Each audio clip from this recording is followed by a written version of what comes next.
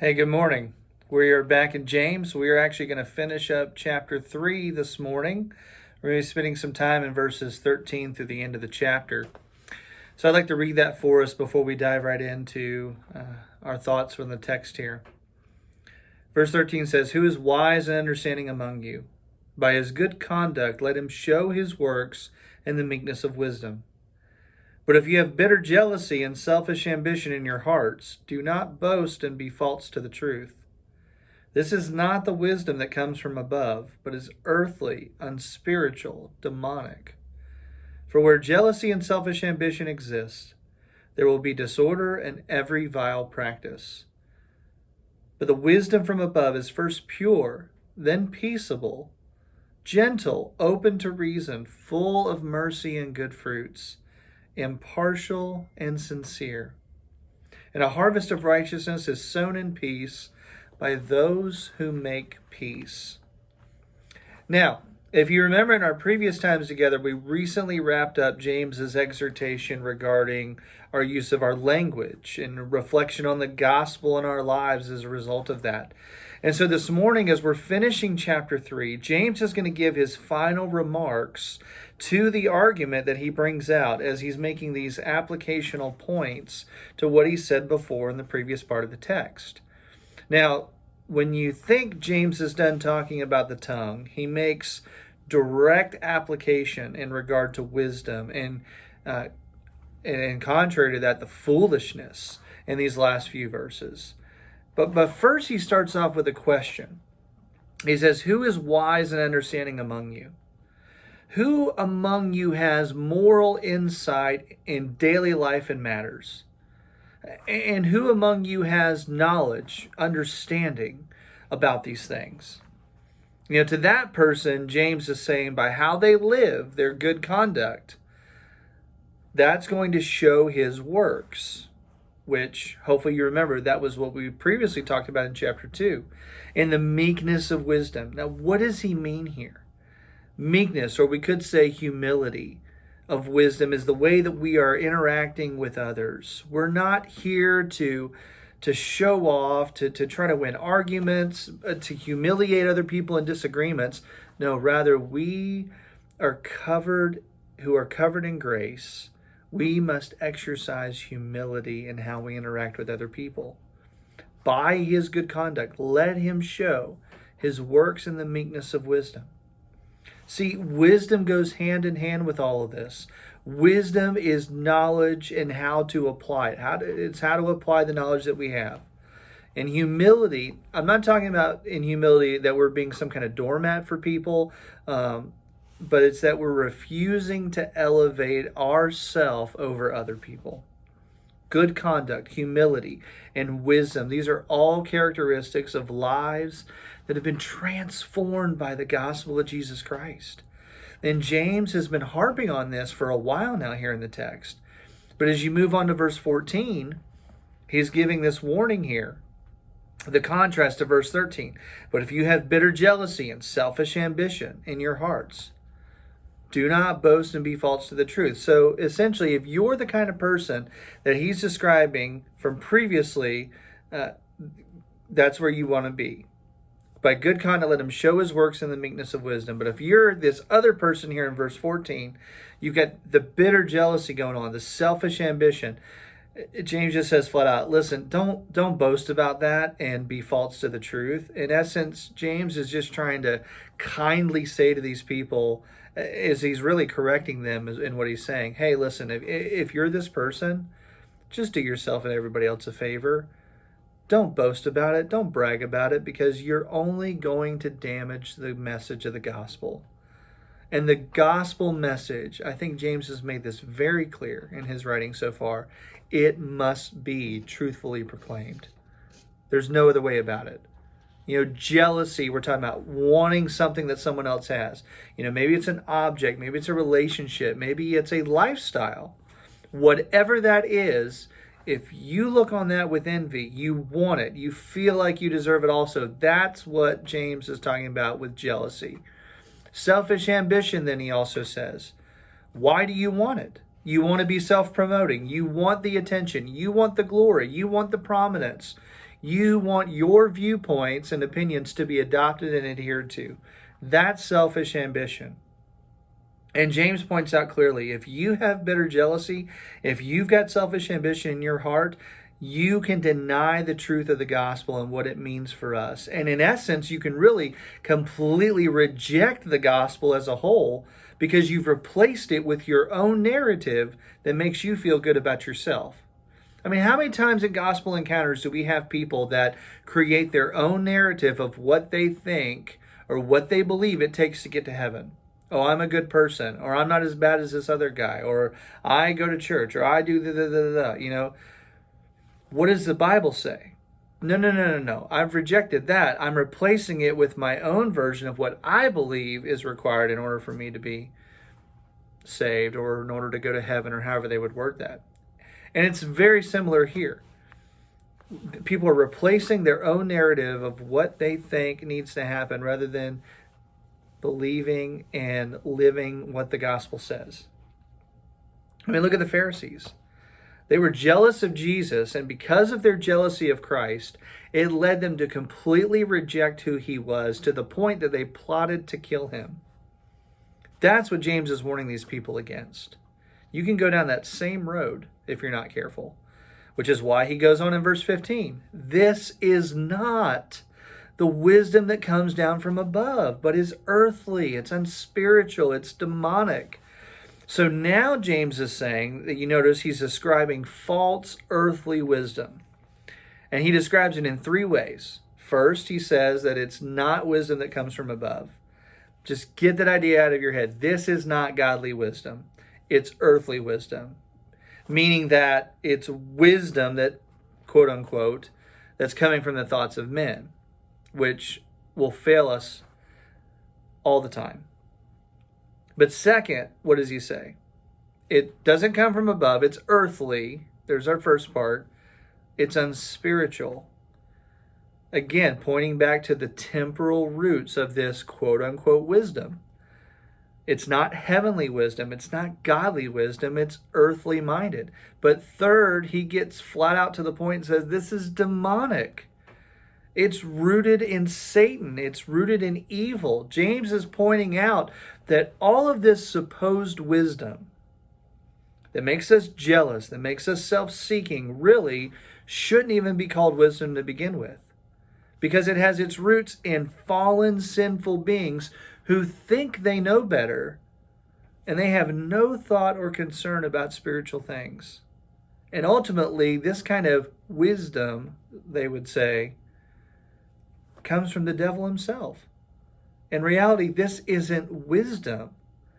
It's really poison. It's poison couched in the word wisdom, but all it's going to do is kill and destroy because it's not godly wisdom. It's not the right kind of wisdom that we're supposed to have, which is why he goes on then in verse 16, as we looked at in chapter 3. For where jealousy and selfish ambition exist, there will be disorder and every vile practice. So how do we know when these things are, or where these things are happening at? And James points it out for us. Where do you find jealous and selfish ambition being lived out? You find it in the places where there is disorder and evil practices. But think about that. What is the root behind many of the sin issues that we face in our world? Many of the sins that we see committed in our day and time? I would argue it's pride. At the root of all of these things is pride. Because what is pride? It's a desire to be first. It's a desire to be the most important, to have our wills be followed, right? I mean, why did Cain kill his brother back in the early part of Genesis? Pride in his own heart. He didn't like the way things were going, and he wanted to be in that position, and look what ends up happening. It's just one of a plethora of examples we could go to point out how pride is foundational in so many of these things we see happen. Why do we see chaos and evil rule in our world? Well, first, we know that we're born sinful people, so that's a huge part of it. And we only desire sinful things apart from the redeeming grace of God. That's a huge aspect. But second, because jealousy and selfish ambition exist. Then they exist because of our pride, because we want to be first, because we want to see that our glory is had, that our interests are, our desires are met. So that's why James is talking about this false wisdom here. False wisdom promotes this kind of behavior. There is no mutual love. There's no mutual edification present in this kind of mindset. You've got disorder and evil practices exist. Why? Because man is tirelessly seeking to promote themselves. And what are they doing? They're essentially promoting themselves as God rather than submitting to God's authority. They're making themselves the idol, the graven image. But look at verse 17. Verse 17 says, "But the wisdom from above is first pure, then peaceable, gentle, open to reason, full of mercy and good fruits, impartial and sincere." So that was all the bad stuff. Now here's the contrast. Here's some of the good news. What does true wisdom look like? Well, heavenly wisdom, we should know, is rooted in a sovereign, holy God. And James is going to take this opportunity to list 8 different traits of what godly, righteous wisdom looks like. So the first is that it's pure. Being pure, it doesn't have ulterior motives. It doesn't have selfish ambitions. This is foundational in the aspect of true wisdom. Because without it, it's going to be false wisdom that's discussed before. But I want you to notice also, though, in this list of 8 traits, he lays the foundation in saying that godly, true wisdom is first pure. But then he lists 5 traits that all have to do with how we interact with other people. So look at these 5 traits here. They're all referring to interactions with other people. First is it's peaceable. It's not warring for attention. It's not trying to be superior, but it's striving for peace with other people. Second, it's gentle, or we could also say it's considerate. It's the kind of wisdom that does not make unreasonable demands. And third, we see that it's open to reason. This means that godly wisdom from above, it comes with a humility and a willingness to learn from others. It's willing to be wrong. It's willing to have its mind change. It's understood that they don't know everything and they still have so much to learn. That, my friends, is such a great posture to be in. To, in humility, say, I don't have it all right. I don't necessarily want to have it all, get to this imaginary zenith of knowing it all and having it all figured out. We're never going to get to that point, but just to humbly say, you know what, I know some things, but I've got so much more that I could be learning. I could be striving to know. That's what I want to do. That's where I want to be. It's peaceable, it's gentle, it's open to reason. But then notice that it's full of mercy, meaning that it desires to show compassion and care for other people. Again, it's acting in a selfless way rather than a selfish way. But the fifth of these 5 aspects is that it is full of good fruit. Now, doesn't that sound familiar from before? Faith without works is dead. Things with life in them produce good fruit. So wisdom from God is going to produce fruit. It's manifested in our deeds of righteousness. And so now you see how James is trying to tie all these things together to make these central points. It's not that he's just saying one thing and then going to another, but there's all this connective tissue here and throughout this epistle that he's written. So you see the first foundational point. You see the 5 traits that have to do with our interactions with others, but then you see the last 2 traits, the impartiality and the sincerity, are really descriptions of what wisdom is supposed to look like. Because think about it, if wisdom is impartial, then it doesn't favor one side or the other. There are no prejudices. It remains resolute in its commitments. But also, if true wisdom is sincere, then it's not a facade. It's not an act. It's not how we look in front of one group of people and then how we interact with others in another setting. It's genuine. It's open with others. This is what true wisdom is. It's from above. It's godly wisdom. It's pure. It doesn't have ulterior motives. It interacts well with others. And it's impartial and sincere. Why? Because it's godly wisdom. Completely contrast to earthly wisdom. But then, as James concludes chapter 3, or I should say as he concludes the thought, as we have made it a conclusion in chapter 3, verse 18, and a harvest of righteousness is sown in peace by those who make peace. So what is he saying here? What are the effects of true biblical godly wisdom? What's verse 18? A harvest of righteousness is sown in peace by those who make peace. Exercising true wisdom leads to righteous living, and it also leads to peace for those who desire to make peace with others. The peace of harmonious relationships with other people because we have put the gospel first rather than putting ourselves first. That is why James has spent chapter 3 talking about our tongues.